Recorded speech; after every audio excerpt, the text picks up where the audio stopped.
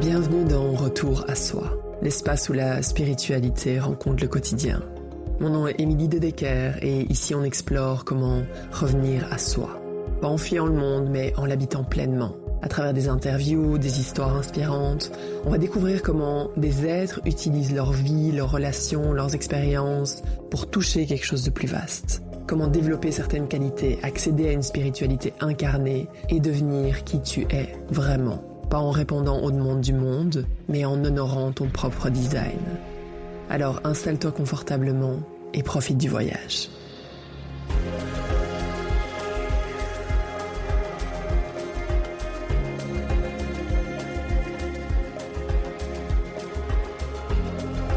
Salut à toi et bienvenue dans ce nouvel épisode de Retour à Soi.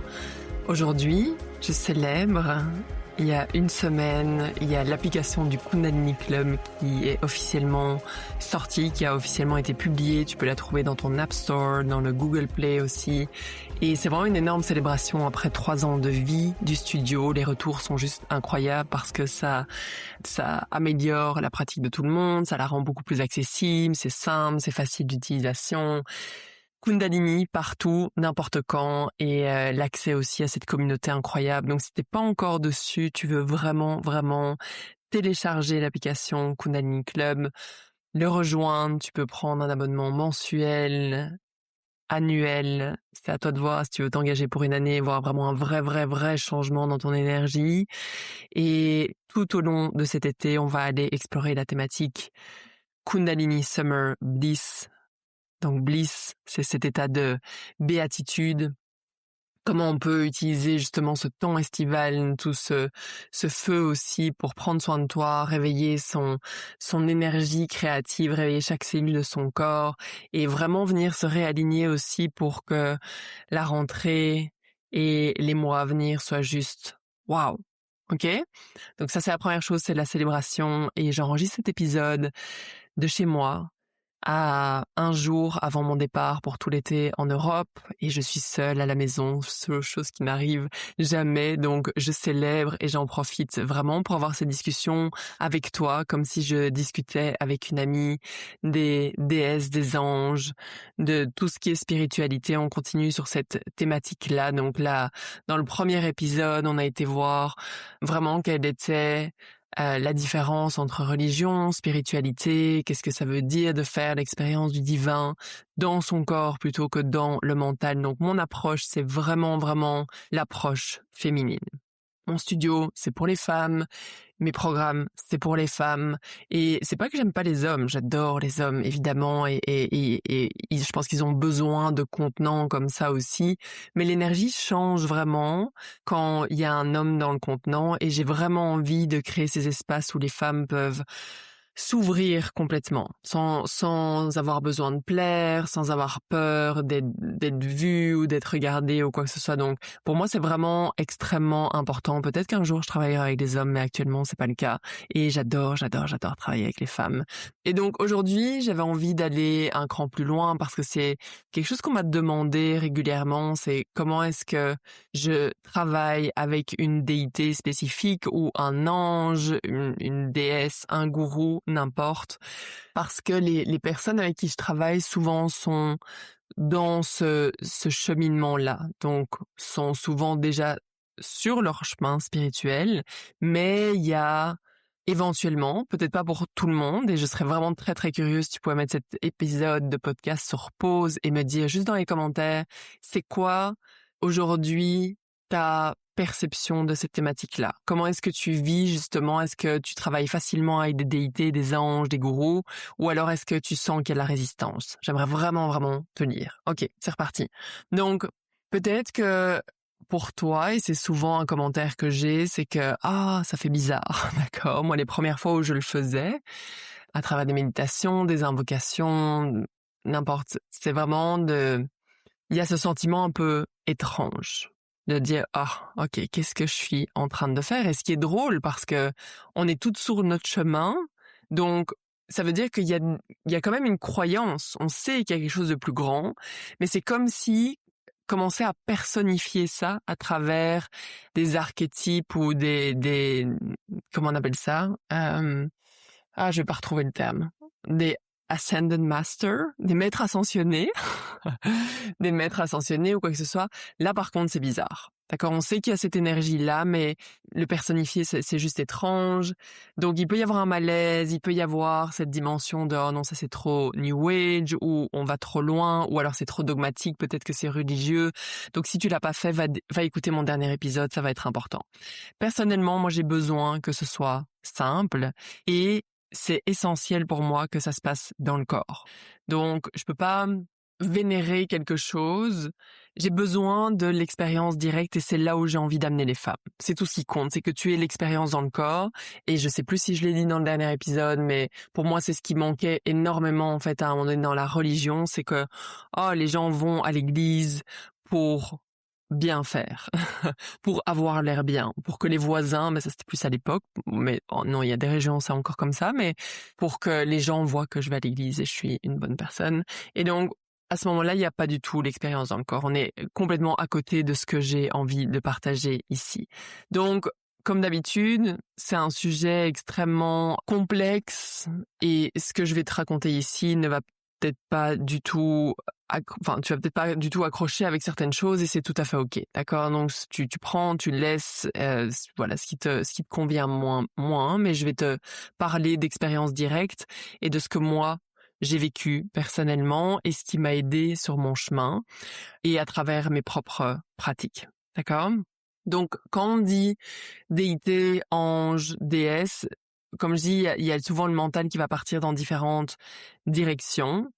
Et la première chose, c'est de déjà observer, ok, qu'est-ce qui est vraiment présent pour toi par rapport à ça? Est-ce qu'il y a de la résistance? Est-ce qu'il y a de la colère? Il se peut qu'il y ait de la colère. Avec tout ce qui s'est passé, il peut y avoir énormément de colère et de frustration. On va en parler après aussi. Mais juste commence à faire un état des lieux en disant, ok, qu'est-ce qui est réellement présent pour moi? Est-ce que j'ai peur d'être trop woo-woo, d'être trop comme New Age, oracle, cristaux et tout ça? Ou j'ai peur d'embarquer dans une secte? N'importe, d'accord? Donc, prends le temps d'aller observer ce qui est présent et parce que pour moi, c'est pas vraiment un travail que j'avais fait. Je sentais juste que il y a plein de moments où j'étais activée, j'étais trigger. Les premières fois où j'allais dans un ashram, je trouvais ça vraiment, j'aimais en fait toute mon expérience. Et puis ça, c'était comme vraiment le point noir, vraiment voir ce côté très très dévotionnel, si ça se dit. Et donc, la tendance, parfois, c'est de tout mettre à la poubelle. Et aujourd'hui, j'ai fait une publication, justement, sur Yogi Bhajan et le Yoga Kundalini. Peut-être que j'en ferai un épisode aussi à un moment donné, parce qu'il y a eu un reportage, en fait, sur HBO, sur, justement, les dérives qu'il y avait eu dans le Yoga Kundalini, après, avec Rama Institute aussi. Enfin, bon, il y a eu plusieurs choses par rapport à ça. Et donc, est-ce que tout le Kundalini est à mettre à la poubelle? Évidemment que non. C'est vraiment une technologie, une science qui existe depuis des millénaires.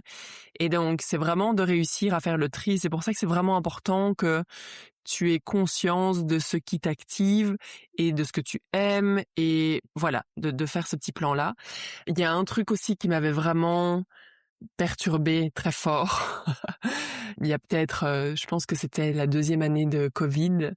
Je me suis rendu compte que, et ça continue aussi encore maintenant, je me suis rendu compte qu'il y avait beaucoup de leaders, de yogis, d'astrologues, enfin bon, plein de gens en fait qui travaillaient justement dans une tendance un peu plus New Age, et aussi dans doTERRA, où j'étais très active, des grands leaders qui ont fait un virement à 180 pour rentrer en dévotion absolue envers Jésus-Christ.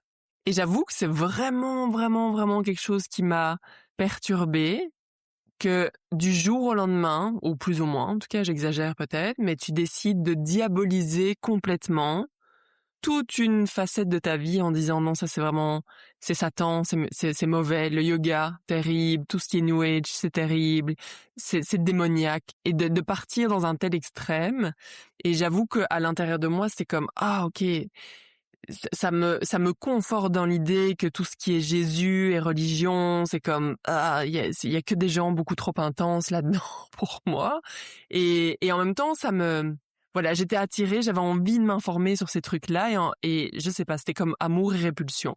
Mais pas amour dans le sens, j'ai envie de partir complètement là-dedans, absolument pas. Mais j'étais juste vraiment profondément intriguée. Et là aussi, mais sur pause, si toi aussi tu t'es rendu compte de ça, ou si tu l'as vu dernièrement, et dis-moi un peu ce que tu penses de ça. Je serais vraiment très curieuse. Et c'est pas un jugement dans le sens, il devrait vraiment pas faire ça. C'est vraiment une curiosité de me dire, mais comment c'est possible, en fait, qu'en quelques jours, tout change? Et je sais qu'on peut avoir des grandes révélations, que notre niveau de conscience peut changer, mais de changer tout son mode de vie pour être en dévotion envers Jésus, enfin voilà, soit, on va pas passer tout l'épisode là-dessus, mais je trouvais ça quand même assez, c'est quelque chose. Donc ça m'amène à cette question de cette ligne fine en fait qu'il y a entre remettre mon pouvoir entre les mains de quelqu'un, parce que là c'est vraiment ça, c'est tu es mon guide absolu et je ne suis rien, je vais suivre ta volonté et quand même pratiquer une certaine dévotion. Et donc j'ai vraiment dû faire la paix, et puis ça a été vraiment un long cheminement aussi par rapport à la sexualité, la relation avec l'autre, le concept de dévotion aussi, qui en fait je me rends compte me trigger aussi énormément, moins maintenant, parce que petit parallèle aussi, je me suis rendu compte à quel point avec le déséquilibre du féminin et du masculin, en fait, voilà, il y a eu comme l'homme a vraiment du mal avec son identité, avec sa posture aujourd'hui, et la femme également. Et donc c'est comme s'il y avait plus du tout de polarité dans le couple, et évidemment ça peut pas fonctionner comme ça. Et donc j'avais fait un accompagnement justement par rapport à la polarité, à la dévotion, et vraiment ce mot était comme ouf, ça m'électrifiait le corps. Et donc ça veut dire que par rapport à la dévotion envers le divin et le spirituel, c'est la même chose. C'est exactement la même chose. Si tu as du mal à le faire avec le masculin en général, généralement ça va être difficile aussi. Il va y avoir une fermeture et une coupure au niveau du divin, et j'ai donc dû trouver vraiment comment, c'est quoi cette ligne fine entre est-ce que je remets complètement mon pouvoir dans les mains de quelqu'un d'autre, est-ce que c'est moi qui dois tout porter constamment, est-ce qu'il y a un entre-deux justement où je peux quand même pratiquer une certaine dévotion et qui est aligné avec qui je suis réellement. Et il y a cette image, je l'ai peut-être partagée dans le dernier épisode, mais je vais la redire au cas où, de ma prof qui donne cette image-là que j'aime beaucoup quand même. C'est que souvent on agit en tant qu'être humain comme des enfants de 5 ans qui veulent cuisiner avec leurs parents, et les parents étant le divin, Dieu, l'univers, n'importe. Et donc on a envie, cet enfant de 5 ans a envie de tout gérer dans la cuisine et souvent ça va prendre plus de temps, ça va être plus compliqué, ça va mettre du chaos dans la cuisine, et c'est ce qu'on a tendance à faire. Et donc pour moi ça a été un moment de prise de conscience où je me suis dit, ok, c'est quoi les moments dans ma vie où je lutte, où je sens que je porte, je force, je vais à contre-courant, ou alors peut-être pas à contre-courant, mais j'ai un sac vraiment rempli de pierres sur le dos. Et ça devient intense. Et qu'est-ce que je pourrais commencer juste à donner au divin, d'accord? Et on va voir comment comment faire ça, du moins. Voilà, c'est mon humble expérience, d'accord? Mais donc garde cette image-là aussi, vois qu'est-ce que j'ai tendance à porter absolument, en disant il faut que je trouve les réponses, il faut que je trouve les solutions. Et je faisais un partage justement dans notre appel de Satnam, donc qui est mon programme dans lequel tu veux être absolument, qui redémarre en septembre. Et donc le partage, c'était que on a tendance à créer tout le temps des problèmes. Et donc, on passe notre vie à essayer de chercher des solutions. Et étant donné qu'on vit dans un monde de dualité, si je cherche une solution, ça veut dire qu'il y a des problèmes. Et s'il y a un problème, ça veut dire qu'il y a une solution. Automatiquement. Et donc, observe à quel point tu cherches non-stop des solutions pour te changer, pour t'améliorer, pour devenir ci, pour devenir ça. Et donc, c'est comme ça qu'avec le temps, on commence à vraiment être contre-courant ou avoir ce sac à dos avec de plus en plus de pierres, au lieu juste d'un moment de déposer le sac à dos et dire « Oh, ok, je suis née dans cet état de paix et d'amour. c'est mon état normal et naturel. Et on passe notre vie solution, problème, solution, problème, solution, problème. Et donc ce sac de pierre, à un moment donné, je peux juste décider à partir du moment où j'explore la connexion avec une déité, avec un ange, avec n'importe, de juste dire, je te donne ça, je sais pas quoi en faire. Et juste respirer, je te donne ça. Moi, je le fais régulièrement. Je te donne ce problème, je te donne cette situation plutôt que ce problème, d'accord, parce que sinon je perpétue encore le truc. That's it. Fais-en ce que tu veux, c'est sûr que tu seras bien mieux que moi. Hop, et je décide de relâcher ça. Je donne plutôt que non, il faut que je continue, non-stop. Et donc quand tu commences à travailler avec des êtres divins, c'est vraiment comme une relation, c'est un nouveau lien que tu crées et tu veux devenir curieuse. Vraiment juste cultiver la curiosité, pas le faire parce que on t'a dit qu'il fallait le faire, que ce serait bien, parce que peut-être que t'as une curiosité parce que tu entends ce podcast ou que t'en entends parler partout autour de toi et que tu dis ok, il doit y avoir quelque chose. Moi, ça, c'est parti vraiment d'une curiosité ça fait des millénaires qu'il y a cette quête, qu'il y a des gens qui avaient compris des choses. Quand je lis des textes yogiques, j'hallucine de voir, par exemple, la biographie de Yogananda. C'est incroyable, je veux dire, ce qu'ils vivaient déjà à l'époque, ce qu'ils avaient déjà compris, c'est complètement fou. Donc, je pars de ce principe il y a quelque chose de beaucoup plus grand et que, ok, faut juste que je m'en souvienne. Donc, à partir du moment où il y a la curiosité, c'est vraiment la première étape. Et pour moi, la dévotion, c'est juste de prendre conscience et d'avoir cette conviction. C'est d'avoir cette conviction quand je ne sais pas où aller, quand j'ai pas la réponse, de savoir quelque chose de plus grand et le reconnaître moment après moment, jour après jour et rester humble. La dévotion, pour moi, c'est ça. C'est qu'il y a une humilité. Même dans mes contenants, dans ce que j'enseigne, je le dis toujours, au final, c'est pas moi qui l'enseigne. Je sais que je suis guidée par quelque chose de plus grand. Je sais qu'il y a une intelligence dans le groupe. J'ai eu tellement de fois eu l'occasion de témoigner de ça. Ce serait terrible de croire que c'est moi qui fais tout.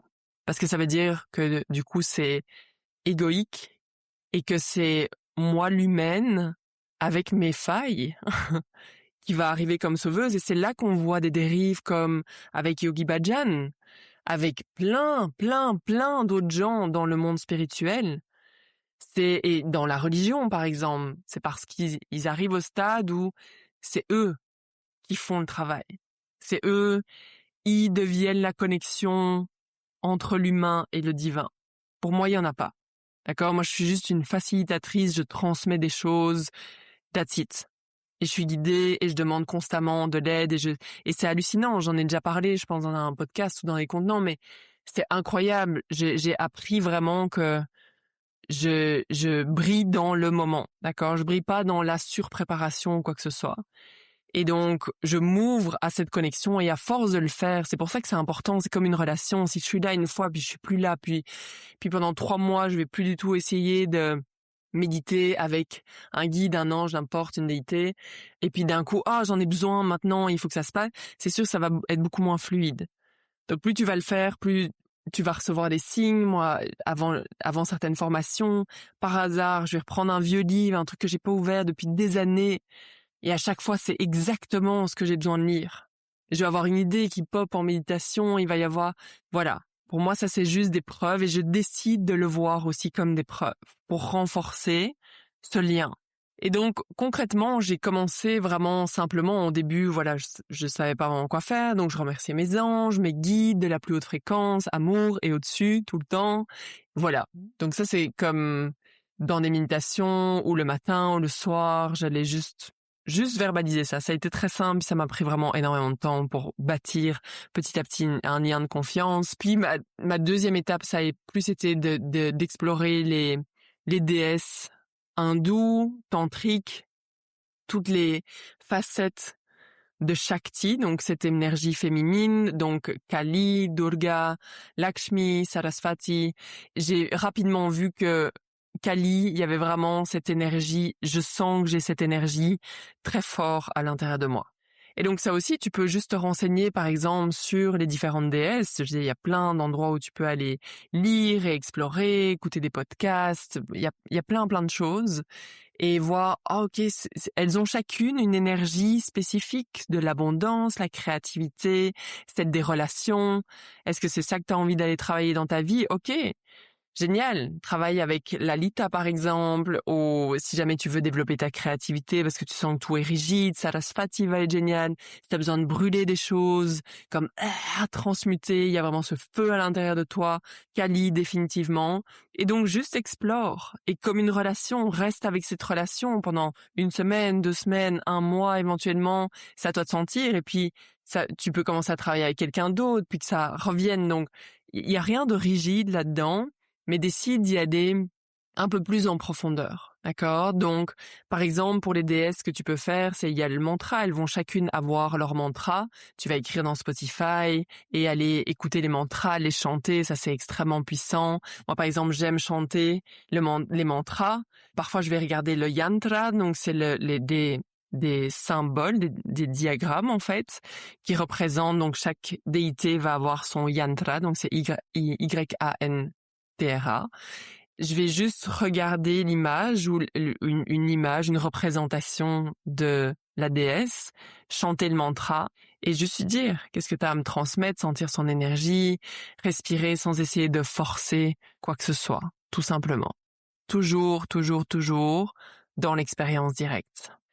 Et l'autre chose qui est importante et que j'ai appris avec le temps, parce que c'est sûr qu'avec le yoga, je suis partie plus dans des déités plus hindous, yogiques et tout ça. Et puis j'ai appris à quel point c'était important aussi de faire la paix avec ma propre lignée. Et si tu crois à la réincarnation, ce que j'imagine si t'es ici, peut-être, tu me diras aussi, ça veut dire que t'as choisi la famille dans laquelle t'allais naître, t'as choisi la culture dans laquelle t'allais naître, et t'allais venir vivre cette incarnation. Et si t'as choisi cette culture-là, souvent une culture va être liée à une religion aussi, c'est pour une raison aussi. Et on explore dans mes programmes, donc dans Satnam par exemple, on travaille beaucoup sur le côté humain, mais aussi sur le côté divin. Pour moi, les deux vont vraiment ensemble, et c'est là où on peut faire de la magie. Et donc quand je guide parfois dans des méditations, où on peut inviter une divinité à nous rejoindre.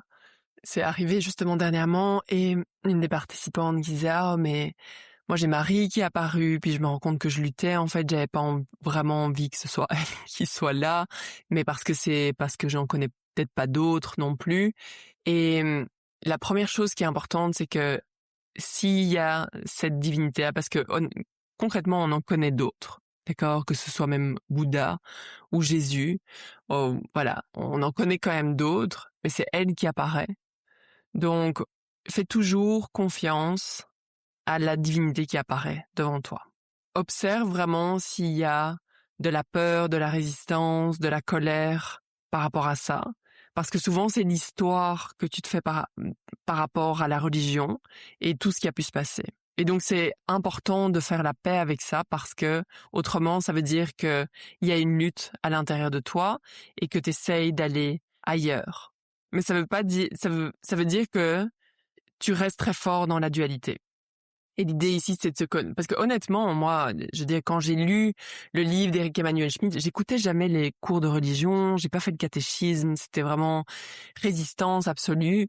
Quand j'ai lu le livre d'Eric Emmanuel Schmitt, Évangile selon Pilate, les conversations avec Dieu aussi, je me suis rendu compte à quel point, je veux dire, c'est une représentation absolue de l'amour. Absolue. Et donc, il devrait pas y avoir de résistance. La résistance, elle est par rapport à autre chose. Et donc, j'ai appris petit à petit à me dire, ok, mais alors c'est quoi même encore aujourd'hui, de prononcer le mot Jésus, ça fait comme, ouf, ok, est-ce que les gens vont croire que je suis religieuse? Et pour moi, c'est juste comme tous les autres, c'est une représentation du divin, de l'amour, de la non-dualité. Et donc, ça revient à ce que je disais au début, sois très consciente de la résistance qu'il y a à l'intérieur de toi, sans juger, sans avoir honte. Juste dire, ok, voilà, je ressens de la résistance. Comment est-ce que je peux respirer à travers ça? Souvent, je vais imaginer Marie ou Jésus, voilà, devant moi ou à côté de moi et juste sentir leur énergie. Et commencer juste à vraiment faire ça, de dire, OK, je respire et je sens éventuellement l'énergie. Il se peut qu'au début, tu sentes rien du tout. Avec le temps, c'est sûr que ça va arriver. C'est sûr qu'avec la pratique, les choses changent. Et il y a vraiment eu un moment charnière d'une méditation que j'avais faite il y a plusieurs années. Et je pourrais la partager dans la légende de l'épisode. C'était une méditation sur Insight Timer de Ram Dass. Et il fallait imaginer justement une divinité, donc Bouddha, Jésus, n'importe, assis devant toi, donc comme sur un lotus. Et petit à petit, en fait, cette divinité rentre dans ton cœur. Mais j'ai cru que mon cœur allait exploser. Enfin, c'était d'une intensité incroyable. Et puis petit à petit, tu fais grandir cette divinité à l'intérieur de toi pour que ses bras deviennent tes bras, sa tête devient ta tête, tout ça. Et donc, tu sens vraiment tout ce changement à l'intérieur de toi. Pour moi, ça, c'était pas le tout début de l'exploration, mais ça a été vraiment un moment marquant de me dire, OK, j'ai cette énergie à l'intérieur de moi. C'est pas quelqu'un en dehors. Et donc, tu pourrais, par exemple, aller sur Insight Timer ou YouTube, si jamais tu veux travailler, par exemple, avec l'archange Michael, avec la flamme violette, Saint-Germain. Je veux dire, il y a beaucoup de possibilités. Moi, par exemple, j'aime beaucoup travailler avec la flamme violette, Saint-Germain. Il y a des super méditations sur YouTube pour vraiment aller transmuter tous les résidus, tout ce qui m'encombre parfois après une activation aussi, vraiment pour venir nettoyer complètement mon corps. Donc, dépendamment des moments, plus tu vas commencer à le faire, mais moi, il y en a, je sais pas, 4, 5, 6 avec qui j'aime bien travailler, c'est mon équipe. C'est mon équipe qui est là. C'est facile pour moi de connecter avec eux parce que j'ai tellement l'habitude de le faire à divers moments. OK? Donc, that's it pour mon partage aujourd'hui. Je voudrais juste terminer en rappelant vraiment que ce qui compte, c'est pas vraiment la tradition, même si oui, je pense que ça peut être intéressant de faire la paix avec sa lignée. Mais c'est vraiment d'aller voir c'est quoi la résonance dans mon corps. Et il se peut que tu sois tellement dans ta tête depuis tellement longtemps que tu le sens pas dans ton corps. De 1, viens sur le Kundalini Club pour arriver de plus en plus dans ton corps. Vraiment, vraiment. Meilleur choix ever. Et ça va venir vraiment avec le temps. D'accord? Donc, donne-lui le temps. Vois aussi quelle est la part impatiente à l'intérieur de toi. Je l'ai fait 1 fois, 2 fois. Ah, là, il faut que ça arrive. Non, vraiment une relation que tu bâtis. Et tu peux vraiment commencer simplement avant une méditation, par exemple, ou faire une méditation spécifique, comme je disais sur Insight Timer, YouTube, avant d'aller dormir.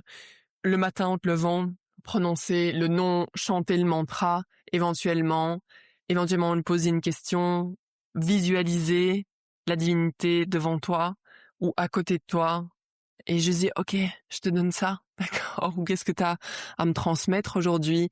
Et tu respires et tu crées de l'espace, d'accord? Parce que ce qui va se passer, c'est que au lieu de porter ton sac de pierre ou d'avoir l'impression de forcer constamment, de commencer à faire ça, c'est le vrai travail c'est la vraie exploration plutôt, pour changer ta relation à tes défis, à tes challenges. Ça va changer la façon aussi dont tu vas prendre tes décisions, ça change ta relation à toi-même, ça change ta relation avec l'univers en fait, parce que tu passes de l'épuisement à en fait, je suis portée par quelque chose de plus grand, vraiment.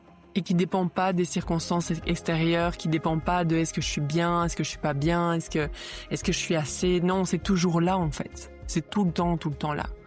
Donc je t'invite à explorer ça. Si jamais toi t'as déjà des pistes d'exploration, que tu le fais depuis longtemps aussi, viens me partager ce que tu fais. J'adore vous lire, que ce soit sur Spotify, que ce soit sur Instagram, sur Apple. Et si vous aimez ces épisodes, partagez-les. Partagez dans vos stories en me montrant où vous l'écoutez. Taguez-moi Émilie Kundalini Club et rejoignez le Kundalini Club. Ok? Toutes les infos sont dans la légende. Salut!